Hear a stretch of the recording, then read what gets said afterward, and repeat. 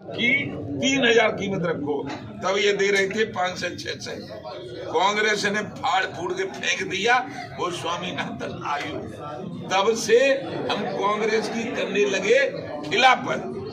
अब हमने खिलाफत करी, उत्तर प्रदेश के निवासी थे, उत्तर प्रदेश से कांग्रेस को कर दिया विदा। बहन जी को लाए, भैया जी को लाए, भैया जी को पापा आए, आ जाते थे, हम कांग्रेस की बुराई करते थे, खिलाफत करते थे तो आती रही। अब 14 में 10 में बाबा ने हमें, रमेश बाबा ने कहा कि सारे संगठन गड़बड़ कर रहे हैं, तुम यहाँ आओ परेशानी भी। तो ये जो संगठन है भारतीय किसान भानु, रमेश बाबा ने बनाया था ब्रज भानु के नाम, हम बना दिए इसके राष्ट्रीय अध्यक्ष। 1 मार्च 11 को भेजा दिल्ली और कहा कि कह दो कांग्रेस से यमुना साफ करो, गंगा साफ करो, किसानों को बचाओ, देश बचाओ। हमने कह दिया, उन्होंने कह दिया सब करेंगे, लेकिन करा कुछ नहीं। फिर बाबा ने 13 में भेजा, उनने फिर नहीं करा। तो बाबा ने कह दिया 14 में अब तुम राष्ट्रीय अध्यक्ष हो, कह दो कांग्रेस भगाओ, देश बचाओ, भाजपा लाओ। हमने कहा बाबा हम तो कह देंगे, लेकिन 10 साल से अड़ी हुई है न भागी। तो बाबा ने हमें ऐसे करके आशीर्वाद दिया। प्रयागराज का ब्राह्मण, ब्रज का संत पहली बार और आखिरी बार आशीर्वाद देता है, तू जिसको जिताएगा कोई जीतेगा, हराएगा कोई हारेगा। फिर हम आएंगे पूरे सर्राटे पे, हमने कह दिया कांग्रेस भगाओ, देश बचाओ, भाजपा लाओ। 14 में ऐसा ही हो गया। फिर बाबा ने कहा 17 में कह दो उत्तर प्रदेश में सबको भगाओ, भाजपा लाओ, ऐसा हो गया। फिर 19 में भी हो गया, 22 में भी हो गया, लेकिन बांग का चुनाव पूरी नहीं भागती रही कांग्रेस, भागी सब भागे और भाजपा आबद्ध रही। और जैसी सलो तैसी मलो, वे कर रही कहीं तैसे ये करती रही। हमें तो बदलाव आएगो, हम तो बढ़िया गई, पर न न परो।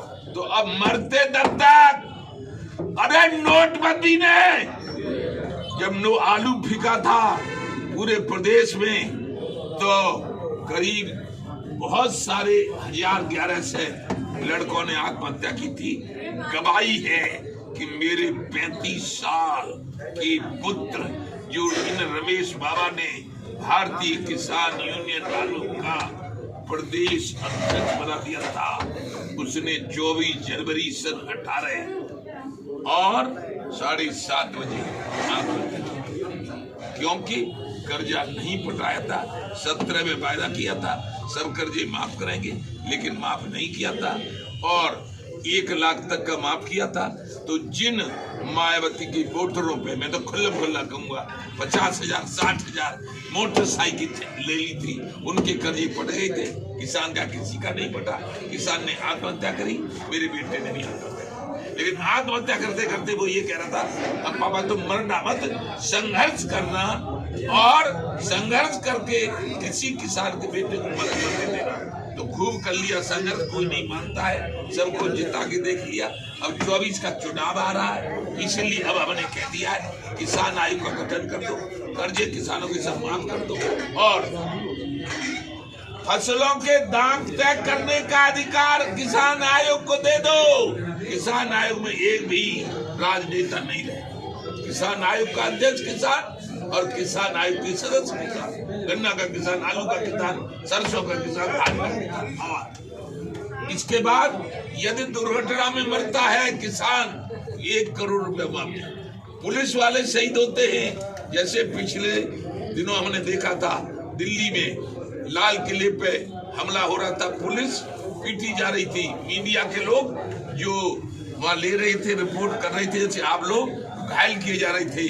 तो हमने कि पुलिस यदि शहीद हो जाए तो 2 करोड़ मुआवजा देना चाहिए केंद्र सरकार को। और मीडिया जिसको चौथा स्तंभ बोलता है संविधान भारत का, संसद भारत का, और वो रिपोर्ट लेने जाते हैं तो उन पे हमला कर दिया जाता है। तो केंद्र सरकार की ड्यूटी बनती है, पास कर दो प्रधानमंत्री जी कि जो मीडिया कर्मी घायल हो जाए कहीं रिपोर्ट लेने में, तो घायल को 2 करोड़ और यदि शहीद हो जाए तो उनके वारसों को 4 करोड़ रुपए दो।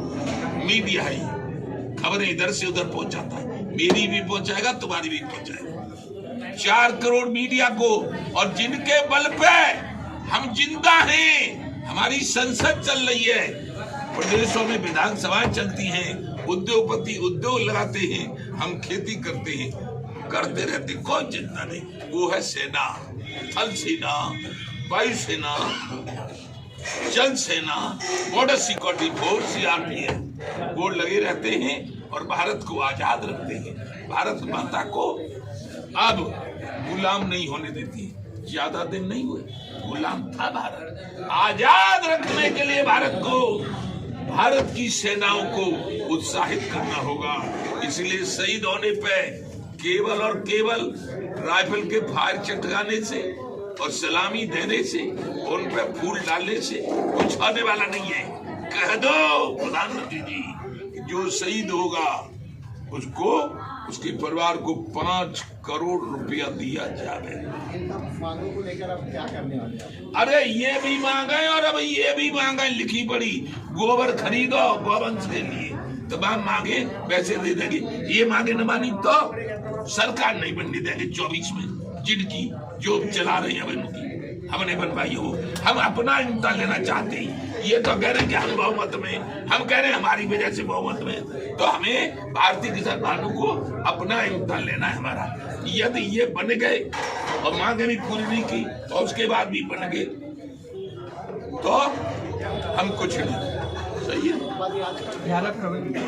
11 फरवरी से आंदोलन शुरू हुआ और 18 फरवरी से ऋषि मिश्रा प्रदेश महासचिव के नेतृत्व में पद यात्रा शुरू हुई। 18 से 11 से 11 से 18 से 11 से तो आंदोलन शुरू प्रदेश बलिया उमरगढ़ प्रदेश कार्यालय, जो कार्यालय महेंद्र सिंह टिकैत ने बनाया था, वहाँ 11 से शुरू। अनिश्चितकालीन वहाँ पर हमारा धरना होगा रहेगा और 18 तारीख से जो पदयात्रा लखनऊ में शुरू की जाएगी, उसमें प्रदेश महासचिव ऋषि मिश्रा जी ने रूट तय किया हुआ है, हम आपको बताएंगे।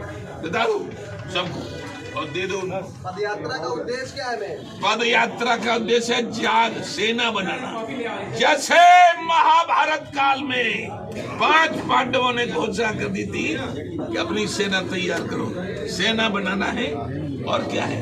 कीर्ति दबाओ, पिट्टी हराओ, सिट्टी हम कहता है जिताओ, हमारी मान्यता लगाओ। किसान मजदूरों की लड़ाई और क्या? ठीक है।